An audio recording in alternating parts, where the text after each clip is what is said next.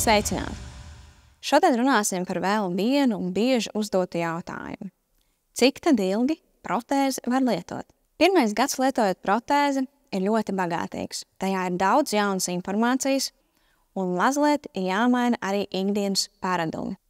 Pirmais gads paiet ātri, bet tā laikā amputācijas stumuram ir tendence mainīties. Visbiežāk tas izteikti samazinās. Tāpēc tehnisko ortopēdu var nākties apmeklēt diezgan bieži. Bieži tehniskā ortopēda apmeklējumi pirmā gada laikā ir normāla lieta, lai atrastu visērtāko un atbilstošāko regulāciju tieši jums. Pirmā protēze parasti kalpo aptuveni 1 gadu. Pēc tam, kad stumbrs jau ir nostabilizējies, var izgatavot patstāvīgo protēzi. To jau aptuveni var lietot 3 līdz 5 gadu garumā. Katrai protēzei ir 2 gadu garantija. Tās laikā noteikti sazinies ar savu tehnisko ortopēdu, lai nekas netiek palaists garām.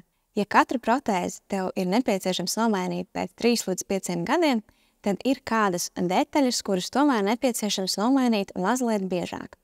Tās būtu mīkstās uzvaras. Tās aptuveni jānomaina 6 līdz 12 mēnešu laikā. Ja rodas vēl kādi jautājumi par to, cik ilgi lietot protēzi, vai ir nepieciešams remonts vai kādu detaļu nomainīt, droši sazinies ar savu tehnisko ortopēdu. Viņi vienmēr tev palīdzēs atrisināt visus ar protēzi saistītos jautājumus.